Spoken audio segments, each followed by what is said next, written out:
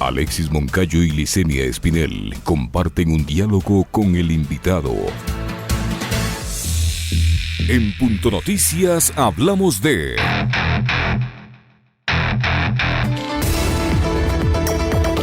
El Consejo Nacional Electoral resolvió calificar la inscripción del binomio presidencial de Andrés Arauz y Carlos Rabascal, auspiciados por la Unión por la Esperanza, integrada por los movimientos Centro Democrático y Fuerza Compromiso Social. La noche del 30 de octubre, con el voto de los consejeros Estela Cero, José Cabrera y Diana Tamaín, las abstenciones de Luis Verde Soto y Enrique Pita, se resolvió negar una objeción de Michelle Aulestia, presidente del movimiento político Ahora, en contra de la inscripción de Carlos Rabascal como candidato a la vicepresidencia de la República.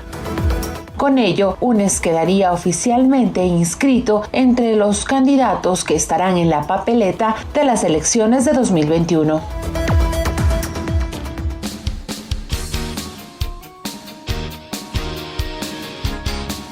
Continuamos con más información y entrevistas en Punto Noticias, primera emisión. Saludamos con el expresidente de la República, Rafael Correa Delgado. Expresidente, qué gusto tenerlo nuevamente con nosotros vía telemática. Le veo en un escenario diferente al que tradicionalmente suele acompañarnos. Le saluda Licenia Espinel y Alexis Moncayo. ¿Cómo está usted, expresidente? ¿Cómo está la situación en el país donde usted al momento está residiendo? Hay una nueva ola de coronavirus en casi toda Europa y Bélgica no ha sido pues la excepción. Sabemos que hay hospitales que están al límite también en el país en el que usted está viviendo. ¿Cómo está la situación y cómo la está usted enfrentando, expresidente? Buenos días.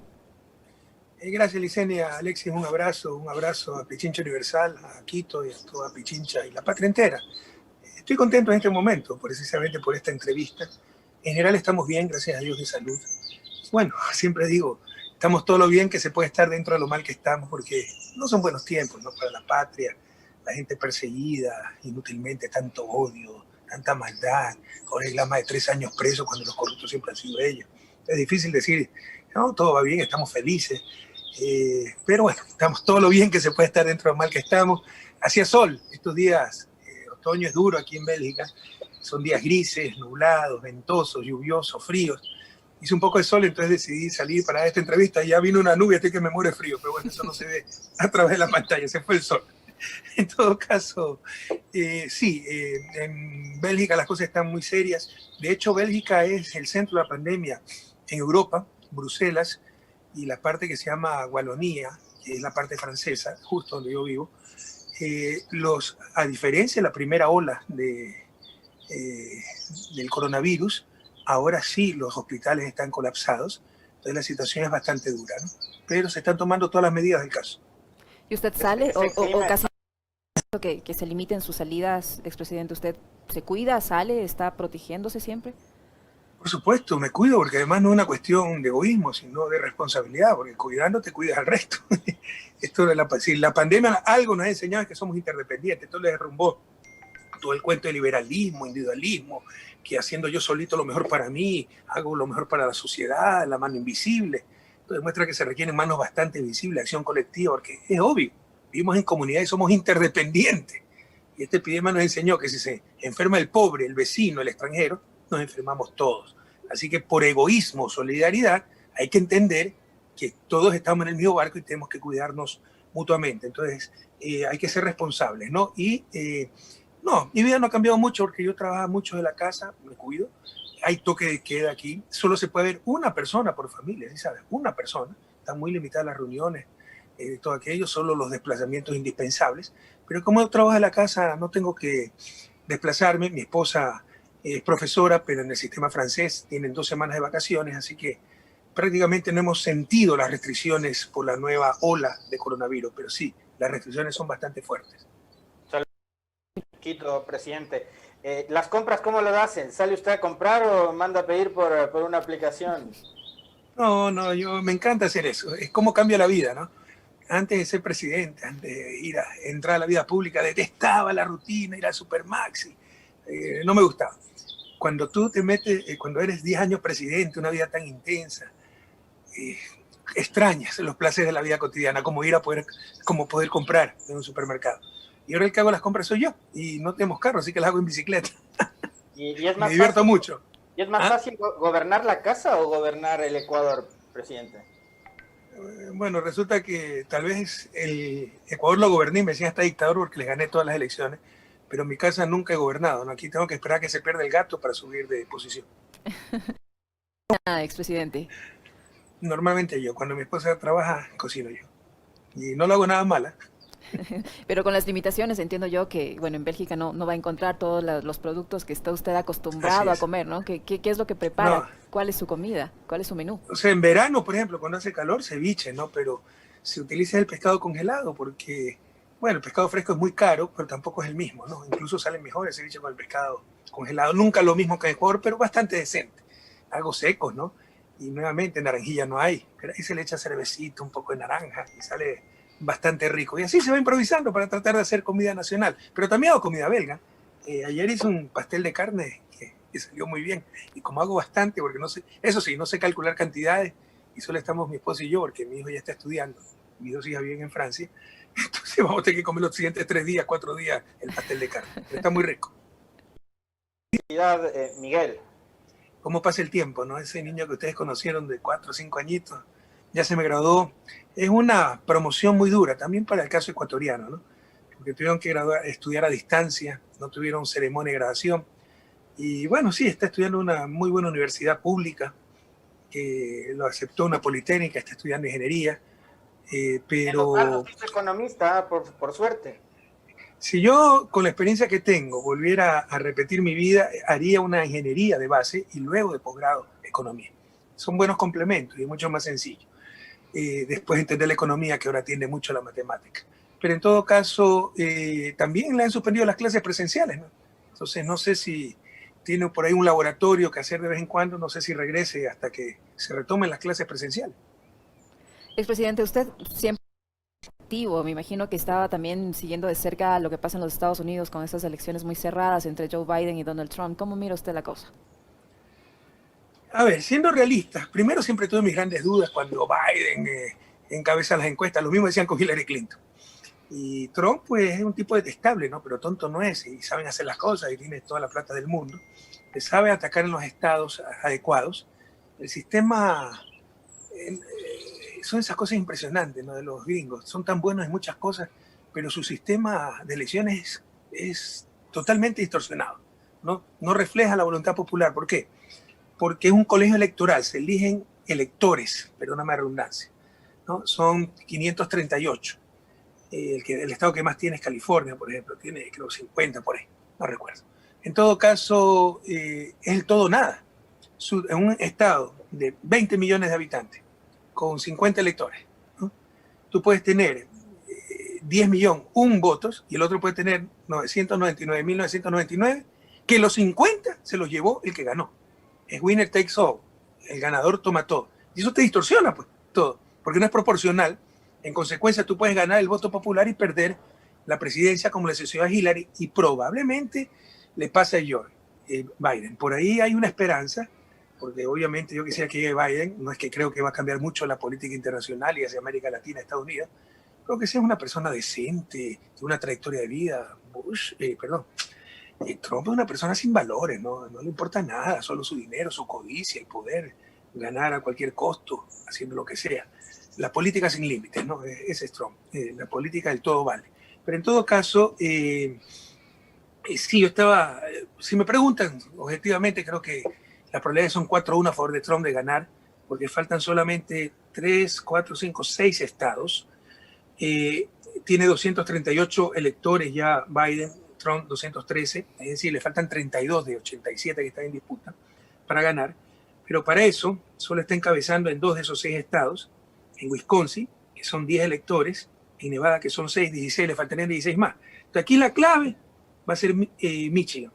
La buena noticia es que estaba más abajo cuando habían 84% de los votos, y ahora están prácticamente empatados con 91% de los votos. La diferencia es de 1.000 votos, 1.300 votos. Si la tendencia sigue así, gana Michigan y gana la presidencia Joe Biden. Pero va a ganar por un margen tan estrecho que, conociendo a Trump, que ya se proclamó ganador y dijo que si pierde fraude, y Almagro no he visto que salga a decir que dé un golpe de Estado, ¿no? Frente a las declaraciones de Trump.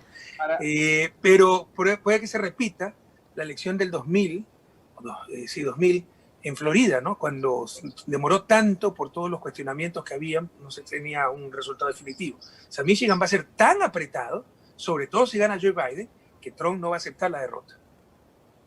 Oiga, presidente, yo quisiera preguntarle sobre esa teoría de que para los candidatos del progresismo y para gobiernos como el que se viene en Bolivia del MAS, es mejor tener un contradictor, tener un antagonista. Entonces, que llegue Trump y que eso va a mantener, digamos, con cierto vigor al progresismo y a la centroizquierda en la región.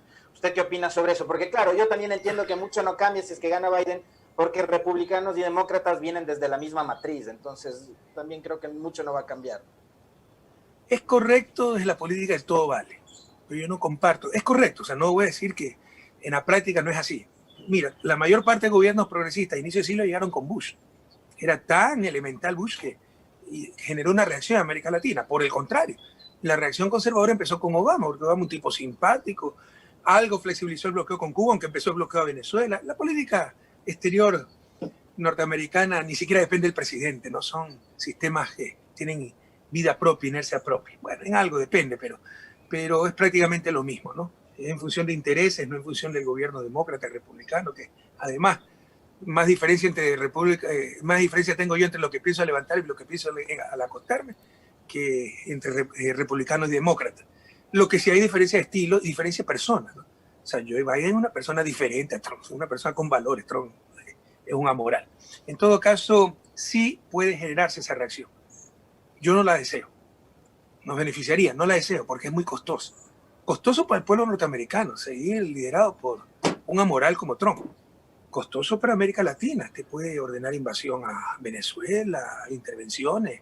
Se cree el dueño del mundo, se cree que está manejando su negocio, que además ha quebrado muchas veces, pero nunca pierden esos ricachones. Y Alexis, pero muy riesgoso para el mundo entero, ¿Okay? Pero porque el otro día alguien me decía, pero comparemos un poco lo que fue el paso de Obama y lo que ha sido el gobierno de Trump. Y Trump no ha tenido una intervención militar tan agresiva como sí las tuvo Obama, ¿no? Obama se fue por Libia, se fue por Siria, se fue por Egipto, etc. Y Trump, digamos, ha manejado las relaciones internacionales tan bien, entre comillas, que incluso se acercó al líder norcoreano Kim Jong-un, ¿no? Tiene toda la razón el que te hizo ese análisis. Obama, tipo inteligente, yo creo que es buena persona dentro de sus esquemas, ¿no? Porque el problema de los estadounidenses, de sus líderes, es que creen que Estados Unidos, el mundo empieza y termina en Estados Unidos y tienen una moral hacia adentro y otra moral hacia afuera. Te pueden mandar a asesinar a un general con un dron fuera de zona de guerra y para ellos no es asesinato. Pero hazle lo mismo a ellos y eres terrorista. Y obviamente eso es terrorismo, pero también terrorismo de ellos. En todo caso, sí, Obama se ganó el premio de la paz en 2008, todavía estamos esperando que se lo merezca, porque tuvo muchas más intervenciones que Trump. Eso es correcto. Sin embargo, no es lo único importante, son los valores que transmite. Obama, aunque se hablaba de democracia, equidad, Trump te habla de xenófobo, te habla de construir muros, te habla de que todo debe ser en función de dólares, potencia a los grupos más extremistas de derecha que te salen con armas de alto calibre a las calles, y eso en nombre de la libertad de expresión, tener armas, poder expresarse de esa forma. Entonces, eso es tremendamente peligroso, pero el que te hizo esa reflexión tiene toda la razón. Ya hablando con datos, o sea, Obama tuvo muchas más intervenciones en las que ha tenido Trump. Expresidente, hace un momento yo le vi tomando té, toma café para soportar me da el frío vergüenza que porque yo le hice una promesa que no le pude cumplir al pueblo ecuatoriano. Le dije que iba a parar de tomar café y estoy tomando café. Casi quedó bien, porque me iba a tomar la sopa que había hecho mi esposa, una sopa de espinaca, ¿no? Que está riquísima, cómo han cambiado mis gustos. Pero dije, no, primero me tomo el café. ¿Y ese café es café europeo o logra conseguir el café ecuatoriano? No, imposible por acá. Y si hay, es costosísimo. Y hay colombiano, peruano, no he visto ecuatoriano, pero es todo carísimo. Pero es muy rico este café, es el café normal del supermercado. Lo pasa aquí todo el mundo. Nadie te toma café instantáneo, todo es cafetero. Bueno, y para que mientras usted se abriga, yo le quería preguntar respecto a la actualidad. Ya salió el sol, así que me calenté un poco. Sí, por eso le digo que mientras usted se abriga, yo le quería preguntar sobre la actualidad nacional. Finalmente ha sido calificado el binomio de la Unión por la Esperanza. No consta todavía como una calificación en firme, pero está ya calificado. Será cuestión de días o horas posiblemente que su calificación esté en firme.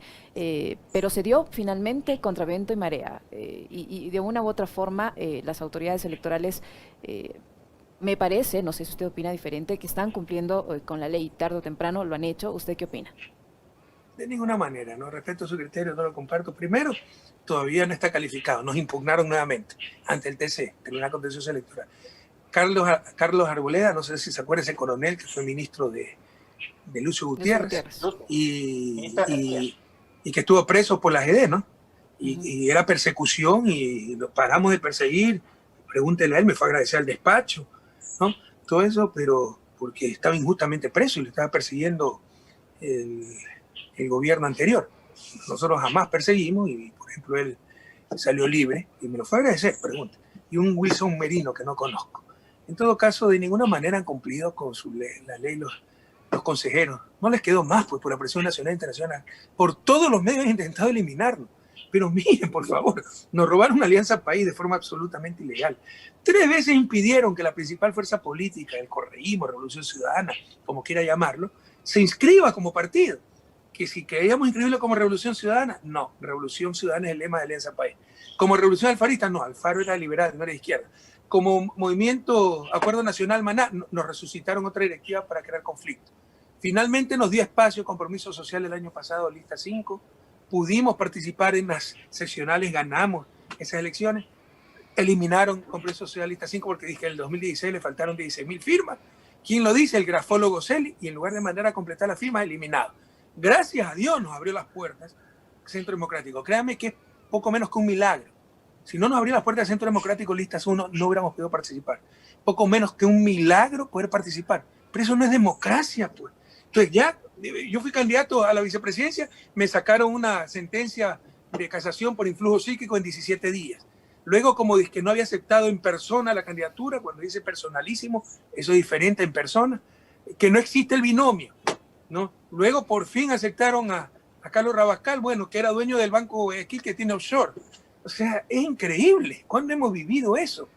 Miren que ellos nos acusaban a nosotros de dictadores. ¿Cuándo? ¿Por qué? Porque no vendíamos nuestra conciencia, porque no repartíamos hospitales, no repartíamos la patria. Pero cuando Lazo tuvo problemas para participar, Noboa, Gutiérrez, todo lo que nos insultaban, la misma Romo, que se lanzó a candidato y nunca sacó nada, nunca ganó. Entonces, nunca se ha visto algo así. Estamos enfrentando una verdad. Ganó cuando participó con ustedes. Oiga, pero enfrentando una verdadera dictadura y no perdamos la capacidad de asombro. Poco menos que un milagro que podamos participar, pero eso no es democracia. Eso no es democracia. ¿Cómo fue la llegada de María Paula Romo a Alianza País, presidente? ¿Y en qué momento? Tengo entendido que fue antes de la consulta de mayo del 2011, ¿no? Y esa acusación de que Correa y la Alianza País iban a tomar por asalto la justicia. Pero, ¿cuándo usted se dio cuenta de por dónde iba y de que María Paula Romo y los Rupturas tenían una agenda que ahora le están ejecutando, ¿no? Una reflexión final sobre la pregunta anterior.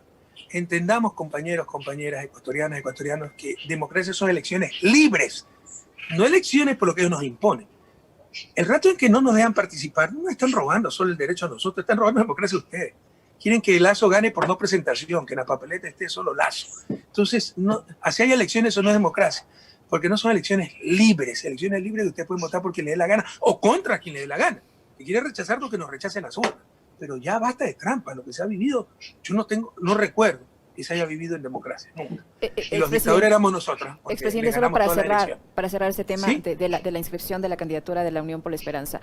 ¿Esta impugnación ahora a qué obedece y qué perspectivas tiene usted de que pueda ser aceptado o no? ¿Cuál es el pretexto ahora para impugnar al binomio Arauz-Rabascal? Solo sé que nos impugnaron, no tengo el detalle, asumo que es por el mismo cuento de que como no acepté personalmente la candidatura, entonces no debe existir el binomio, ¿no? Que lo cual es una barbaridad porque el reglamento dice, en caso de no firmarse el acta de aceptación, se tendrá 48 horas para reemplazar al candidato, pero ya nada nos sorprende, quieren inventarse reglas, leyes, etc. Sobre tu pregunta, mira, Ruptura de los 25, este grupo de jóvenes que despertaba tanta esperanza, tanta simpatía, porque siempre tuve mi escepticismo, ¿no? Porque probablemente, sí, tal vez un prejuicio, pero aunque la burguesía se viste de seda, burguesía se queda. Y estos chicos eran muy burgueses, ¿no? Pero no eran tontos. Entonces nos apoyó, me parece, en la segunda vuelta electoral del 2006, porque inicialmente estuvieron con Roldós. De ahí se incorporaron al gobierno. Esta señora Romo fue asambleísta constituyente nuestra. sin nosotros no gana ni el comité del barrio, ¿no? Pero era miembro del buró. Pero yo hice una reforma del buró, primero porque era muy grande, el buró político se reunía todos los lunes de noche, éramos como 18. Entonces lo reduje a unos 10. Y la saqué. Pero además porque ya percibí, ¿no?, que era... O sea, mira, el peor problema que puede tener una persona es vanidad y ambición. Una persona muy vanidosa, no es tonta, pero es tremendamente ambiciosa, y con esas dos cosas eres capaz de todo. Te vuelves una persona mala, ¿no? Y la maldad es lo peor. O sea, Hitler no era corrupto, era malvado, porque por alcanzar tus fines no te importa aplastar a otra gente. Entonces sí, a propósito la fui dejando a un lado y se dieron cuenta porque no son tontos. Entonces nos cogieron un odio terrible y aprovecharon como pretexto la consulta del 2011 que íbamos a reformar la justicia para decir nosotros nos apartamos porque somos demócratas, mira los demócratas que son. Pero como anécdota, las 3 veces que Sebastián Roldán, que era mi secretario de Transparencia, él sabe bien que somos gente honesta, pero son tan malvados, tan miserables, perdóname de alma, tan pequeños de alma, que nos persiguen. Cuando él fue mi secretario de Transparencia y sabe pues la lucha anticorrupción que teníamos, pero las 3 veces que Roldán me habló de la consulta popular fue por la pregunta 8, la de los toros, porque él criaba toros de lidia, porque era aficionado a los toros y no quería que ponga esa pregunta. Era lo único que cuestionó. Pero luego, como pretexto, dijeron, no, es que Correa se va a tomar la justicia, nos apartamos. Y de ahí viene esa oposición feroz que nos insultaban todos los días en redes sociales, decían cualquier barbaridad. Nunca, cuando fueron perseguidos, cuando se les impidió participar en elecciones, participaron y perdieron todas. Y mira ahora esto, pero la culpa no es de ellos. Es cómo desconocidos de la noche a mañana, repletos de poder, se convierten en personajes y como son inmaduros, vanidosos, ambiciosos, malos, no saben qué hacer con tanto poder y mira el daño que han hecho. La culpa es de Moreno. O sea, él con su irresponsabilidad le dio todo el poder a estos muchachos improvisados y mira la tragedia en que está. Expresidente, usted enfrenta 34 procesos judiciales. Yo no sé de dónde saca tanto dinero para poder pagar tanto abogado. Porque yo 35, Licenia. Ya le subieron uno, ya le pusieron uno más. Pero no, en verdad actualizamos la lista porque no nos daban la lista. 3 son en mi gobierno que ya tenía. O sea, desde el 2017, que es el gobierno, me han puesto 32 procesos penales. ¿Dónde saco tanta plata? 2 años llevo trabajando para pagar abogados. Y gracias a Dios, como a nivel internacional tenemos un gran prestigio, la gente nos estima, a mí me contratan para conferencias, cursos online, en enero tengo que ir a un curso de una universidad muy importante, consultorías, tengo el programa de Rosa Tudez, que me pagan bastante bien. He podido financiar los abogados, pero no tengo ni carro. No he podido dar la entrada por una casa, que hay créditos a 20 años, un 0.1% de interés, baratísimo. Pero no he podido dar ni la entrada, porque todo se me ha ido en abogados. Yo he gastado unos $200,000 en abogados. Es durísimo, pero así es la lucha. Me siento afortunado, porque primero no ha faltado trabajo, he podido pagar mis abogados, pero segundo estoy libre, puedo trabajar, pero un Jorge Glass, 3 años preso, cada vez le meten más sentencia, le embargan los bienes, le quitan la pensión vitalicia. Es una persecución brutal, brutal. Nunca se ha visto. Abdalá Bucaram, a Maguad, ¿cuándo se le quitó la pensión vitalicia? Pero mire todo lo que hace esta gente, porque intenta destruirnos. No nos va a destruir, y lo que está destruyendo es la patria. ¿Y a usted ya le retiraron la pensión vitalicia? ¿O ¿sí? No, también me retiraron la pensión vitalicia haciendo una ley con dedicatoria. O sea, miren dónde hemos caído. Se supone que los sobornos por influjo psíquico y todas esas tonterías fueron del 2012 al 2016. Nunca ha existido soborno, es montaje de Salazar con inteligencia del Estado. Ahí tenemos la prueba de que los archivos son manipulados, cuadernos forjados y todo eso. Yo fui presidente en 2007 al 2017. La primera sentencia, primera instancia, salió el 7 de abril. El 22 de junio sacan una ley para decir que nos elimina la pensión vitalicia. Eso no existe, están aplicando retroactivamente. Pero todo eso hemos tenido que enfrentar, todo eso. Ahora, solo permíteme una cosita, Alexis. Hoy, en uno de estos procesos, presidente Correa, está llamado hoy a rendir versión a las 10 de la mañana. Ahora, por supuesto, homicidio. ¿Va a rendir esa versión o no? Ni siquiera me enteré. La otra sí me llegó, esta vez ni me ha llegado. Que sigan perdiendo el tiempo, ¿no? Que sigan, todo el mundo se les ríe a nivel internacional. Ya la Interpol me dicen que les rechazó esta nueva petición, la tercera, pero ellos han presentado más documentos para tratar de subsanar las observaciones de Interpol, están desesperados. México acaba de dar asilo político a uno de los sentenciados en el caso Soborno, una vez más demostrando que nadie les cree, que todo el mundo sabe que es persecución política. México da a los 40 años asilo político, no vez la dictadura de Pinochet. Imagínense, con Ecuador, porque sabe que hay una dictadura y que es persecución política. Argentina, un país tan serio, le dio refugio en embajada en Quito a María de los Ángeles Duarte. ¿Usted cree que un país como Argentina se va a arriesgar a hacer eso si no está convencido de que esto es persecución política? Se están quedando en ridículo, pero solo al interior, con la ayuda de la prensa y para los que nos odian, pueden vender ese discurso, ¿no? Ojalá incluso esos que nos odian entiendan cuánto les ha costado su odio. Mire la tragedia en que estamos. Ya a superar ese odio y no a creer las cosas increíbles. Que el presidente dirigía una red de soborno por medio de influjo psíquico, las pruebas son $6.000 que prestó de su propia plata, depositados en su cuenta en el Banco del Pacífico, que es del Estado. Pero por Dios, o sea, ¿quién puede creer algo así?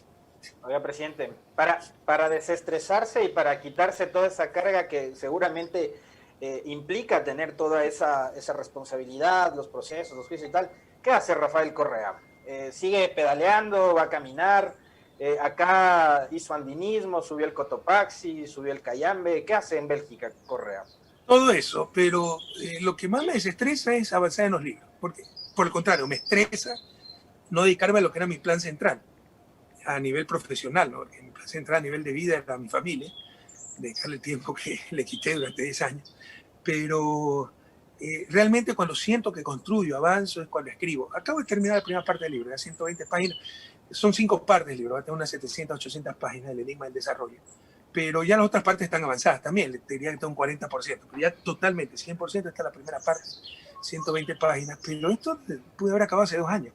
Si no, me hubiera tenido que levantar cada día para ver qué nuevo juicio tengo, que hablar con abogados, qué escritos, qué traducciones, qué notarios. Y sobre todo, yo nunca he sido una persona ambiciosa, nunca me ha interesado el dinero. Mi esposa siempre me reta porque despilfarro, no sé cuánto tengo en la cuenta. Entonces, pero he tenido que aceptar todos los trabajos posibles, ¿ya? Para pagar abogados. Pero si no hubiera tenido que pagar abogados, hubiera tenido que trabajar menos. Por ejemplo, muy probablemente ese curso en esa universidad extranjera, que incluso me hace un mes apartarme de mi familia, no lo hubiera aceptado si no necesitara ingreso, ¿no? Y me hubiera dedicado a avanzar en los libros. Entonces, realmente, cuando me siento realizado, ¿no? Cuando me siento que hago lo que tengo que hacer es cuando estoy escribiendo y avanzando en mis libros. Presidente, usted dijo hace un México le otorgó asilo político a uno de los sentenciados en el caso Soborno. ¿Nos puede compartir el nombre de quien ha recibido ese estatus? Me pidieron que guarde la confidencialidad. De hecho, no debí darles ni la primera información. Pero sí, todo el mundo sabe que ha dado asilo político y eso demuestra, o sea, pero es contundente, o sea, demuestra que la comunidad internacional le está diciendo al gobierno ecuatoriano, a la justicia ecuatoriana, a los jueces corruptos, a la fiscal corrupta, no les creemos, esto es persecución política. Usted dijo hace unos instantes que utiliza bicicleta, presidente, para trasladarse porque no le queda dinero por toda esta situación. Yo le entiendo porque yo conozco, lo viví en carne propia también, cómo es enfrentar un proceso judicial y lo que eso le deja prácticamente quebrado. Pero ¿cómo hace para movilizarse solo en bicicleta durante toda esa serie de trabajos que usted tiene que realizar o los hace fundamentalmente desde casa? Porque ya tanto usar bicicleta debe estar figurita usted. No, sí estoy con sobrepeso. Como, sobre todo ahora, ¿no? Que hace frío, entonces uno come mucho y hace menos ejercicio. Y uno necesita carbohidratos, un arrocito caliente con tremendo frío. Imposible resistir. Pero mire, Licenia, ya que tocó ese tema, hay gente que ha sido sobreseída en estos juicios, porque no eran objetivos políticos. La asistente de Vinicio Alvarado, me gusta Enrique, pero gastó $80.000 después del juicio. O sea, los únicos que han hecho próspero este gobierno es a los abogados. Entonces, tuvo que venir hasta su casa, porque como no es corrupta, como no hemos robado, no hay cómo pagar. Entonces ya el daño está hecho, un daño inmenso. Pero aunque sea, mantuvo la libertad. Que la gente presa, exiliada, el sufrimiento de la familia. O sea, no hay derecho. Marabunta mantiene a sus 2 padres. No hay derecho, porque no hay derecho. Pero bueno, esto pasará, eso sí, como dice el Papa Francisco en su encíclica, con perdón, sí, pero sin olvido. Por el contrario, el perdón exige justicia. Para que no se van a repetir estas cosas, debe haber verdadera justicia con esta gente. Y es la palabra que más teme.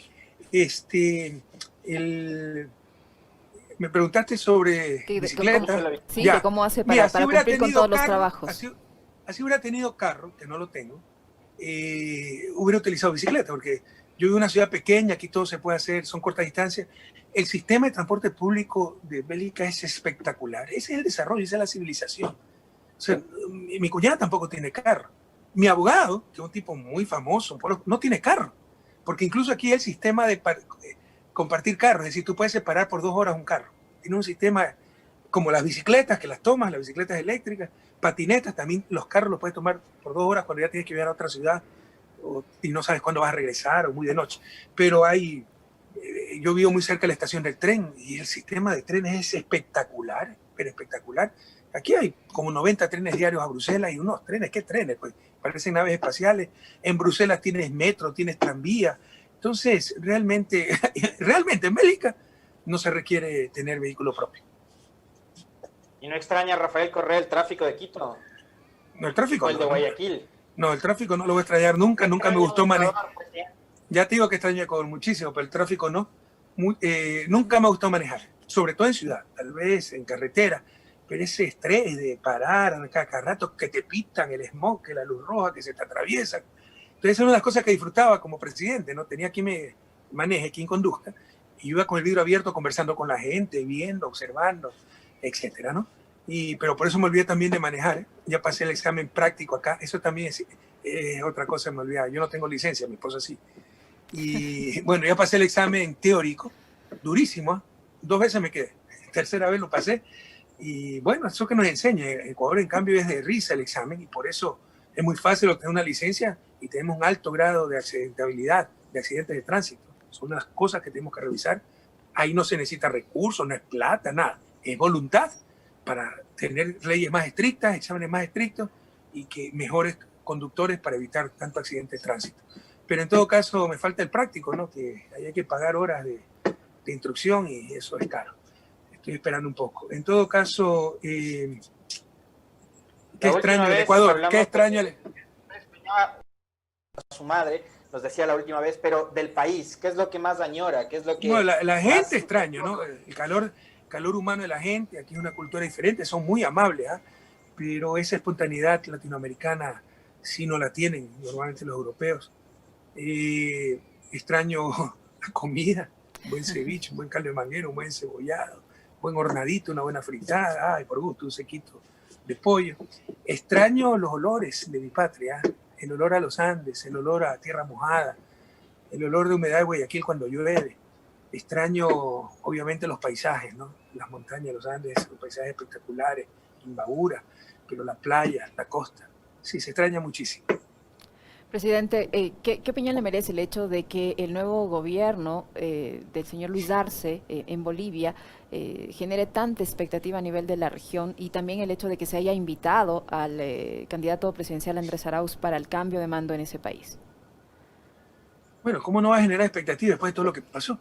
El presidente habría que ser Evo Morales. Entendamos que le robaron la presidencia a Evo y la democracia a Bolivia por la derecha criminal boliviana, por Estados Unidos, porque detrás de todo eso está la embajada, pero también por otro criminal llamado Almagro, que si tuviera algo de sangre en la cara renunciaría, porque dijo que había fraude, porque Evo Morales ganó con más de 10 puntos y se resolvía todo en una sola vuelta. Ahora le ganaron con 25 puntos.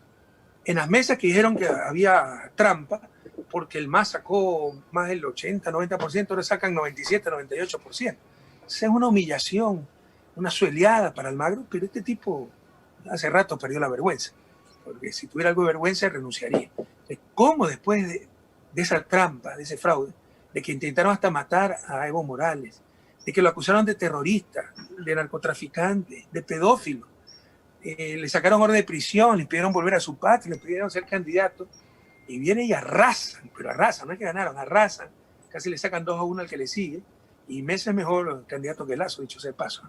Mesa es un expresidente, académico, historiador, periodista. No es que cuenta billetes, ¿no? Es un tipo interesante, Mesa. Gana mayoría en las 2 cámaras. ¿Cómo no haber expectativa?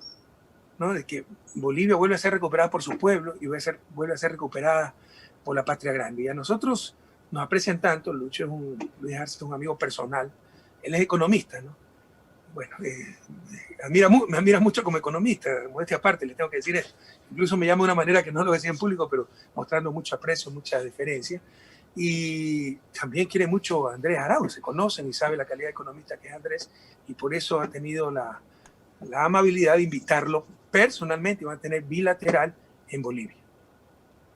¿Cuál es el futuro de la región democráticamente también, presidente, por lo que ocurrió en Bolivia, por lo que sucedió en Chile con la victoria del apruebo, que implica un concilio para elaborar una nueva constitución, que deje atrás la heredada por la dictadura de Pinochet, y lo que está pasando en los Estados Unidos, ¿no? Porque es un proceso democrático con todos los bemoles que tiene el sistema estadounidense, pero también en un contexto internacional muy complejo, que no solo tiene que ver con el COVID, sino también con esta proliferación de grupos radicales de derecha que están, digamos, reforzando cada vez más sus líneas y sus relatos xenófobos, racistas, clasistas, y que apuntan mucho hacia la discriminación. Entonces, en países como el nuestro, donde tenemos una democracia tan débil que está enfrentando todos estos problemas, ¿qué es lo que tiene que hacer la sociedad?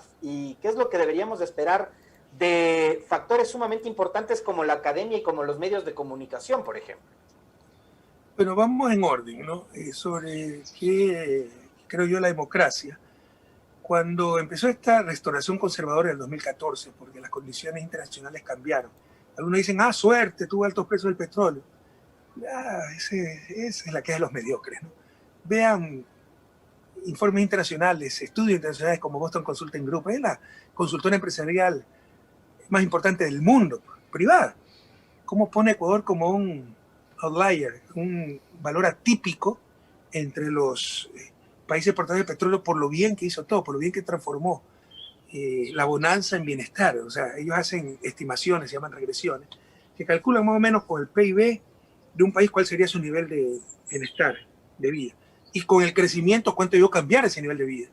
Y Ecuador en las dos cosas va mucho más allá de lo que diría la proyección. Quiere decir que lo hizo mucho mejor de sus condiciones. O sea, que aprovechó de muy buena manera el boom petrolero y el crecimiento que produjo ese boom petrolero. Y son informaciones internacionales, ¿no? Fuimos campeones en reducción de pobreza, desigualdad, brecha entre los más ricos con los más pobres. Son los mediocres que quieren tapar el sol con un dedo. Pero cuando cambió en el 2014, sobre todo por la prensa hegemónica, mientras no resolvamos la cuestión mediática, no tenemos verdadera democracia. La prensa, para tener democracia, necesita información. Y la prensa se autoproclama garante de la democracia, en verdad no la ha robado, porque no informa, manipula. Y con eso no hay democracia, ni siquiera va a haber desarrollo. El problema es muy grave, muy grave. Nosotros, si yo hacía una campaña contra el dengue, la prensa salía a defender a los mosquitos. O sea, ya era algo irracional, algo irresponsable. En el 2014 cambia la situación internacional, empiezan a tener problemas las economías latinoamericanas con gobiernos progresistas, y toda una campaña diciendo fracasó el socialismo, la izquierda, etcétera, cuando lo hicimos mucho mejor que cualquiera, también en época de problemas, ¿no? Las políticas heterodoxas nuestras demostraron ser mejor en época de expansión y en época de problemas económicos. Mira, por ejemplo, el 2016, ya el 2017 estábamos creciendo, pero aprovecharon, le dieron el golpe contra Dilma en Brasil, golpe parlamentario.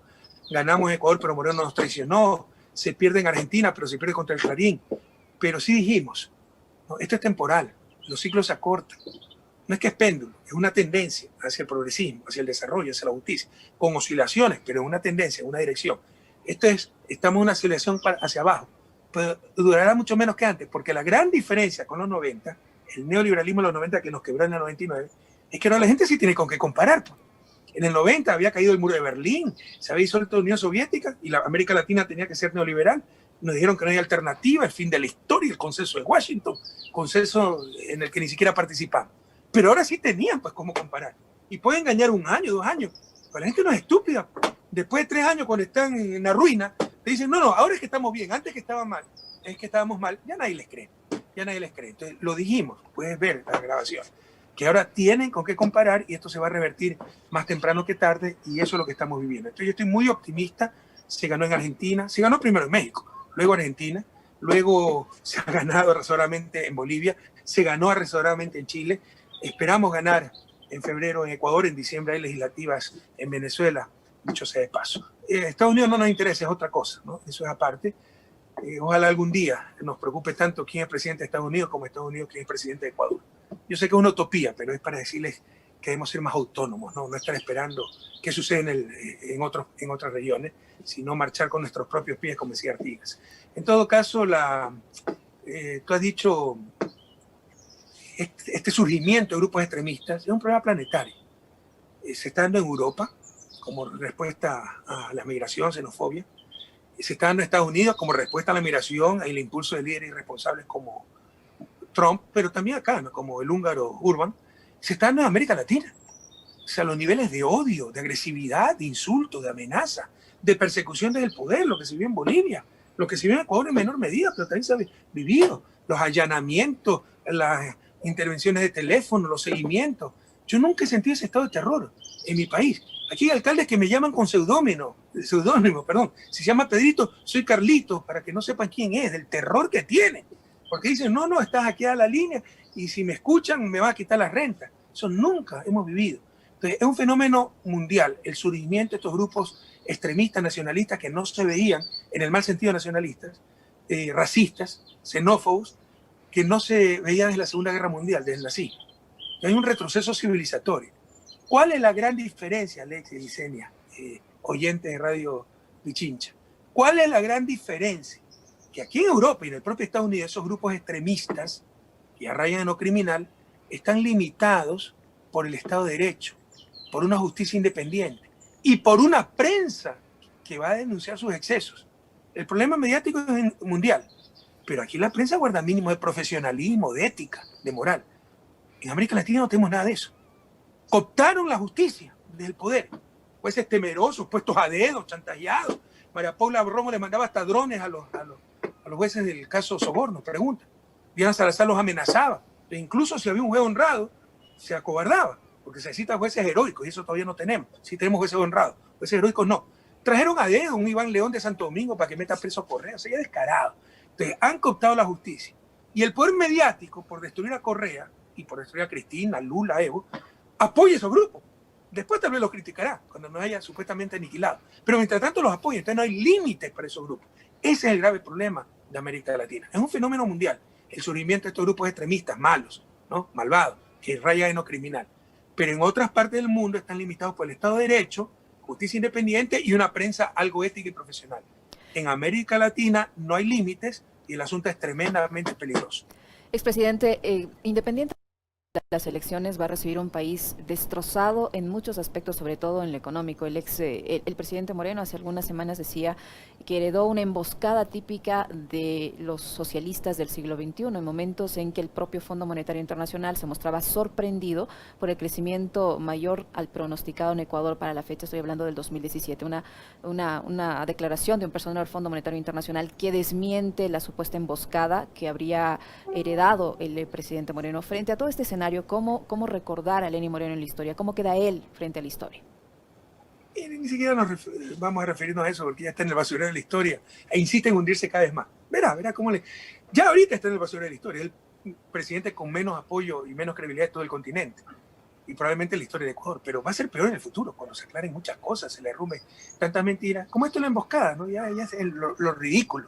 O sea, imagínense que entonces nosotros planificábamos que Lazo iba a ganar y por eso somos tan genios y tan buenos economistas que programamos todo a control remoto para que crezcamos el 2017, crezcamos el 2018, pero quiebren el 2019. O sea, ¿quién puede creer una tontería así? O sea, ya es un disparate. Pero además, este señor fue 10 años pues, de la cúpula del gobierno. 10 años. Y no mensajero, pues vicepresidente. Entonces no se enteraba cómo estaban las cosas. Hicimos publicaciones, reuniones de trabajo, le dimos toda la información. Parece que es un inepto total. Y cuando traicionó, botó a la basura equipo de trabajo, programa de gobierno, institucionalidad. Cuando seas inepto no puedes crear algo nuevo y mejor. Y se quedó en esa destrucción. Entonces ya no sabe cómo justificar la destrucción que generó por su propia traición e ineptitud. Pero ya, ¿cómo? ¿Qué hacerle caso a un tipo así? O sea, ya cae en lo ridículo, ¿no?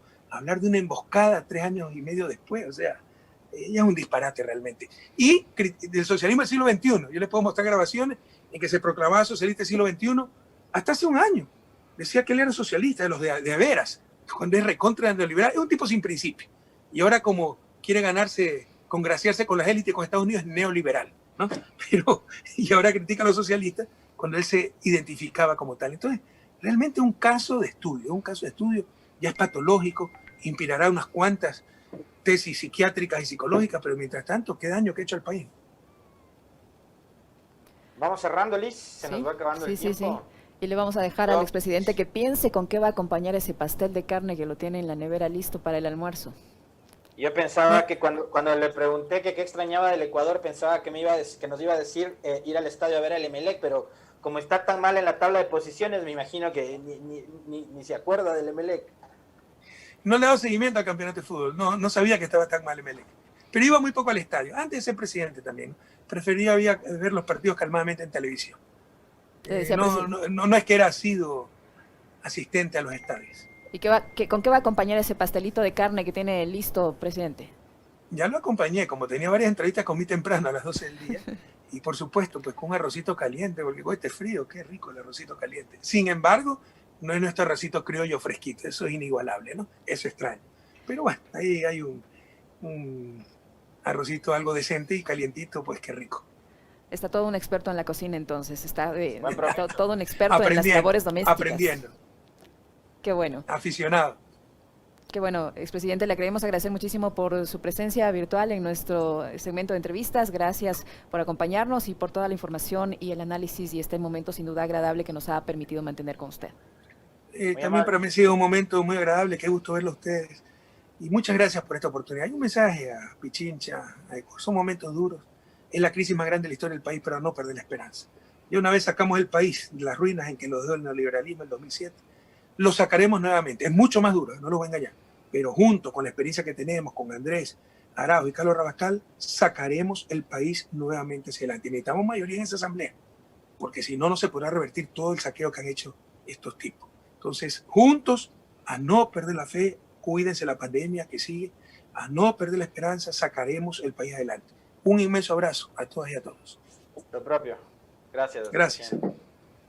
El expresidente de la República, Rafael Correa Delgado, que nos ha acompañado en este último tramo de nuestro segmento de entrevistas, Alexis. Muchas cosas para reflexionar después de este diálogo. Punto Noticias. Estamos en las noticias que hacen historia.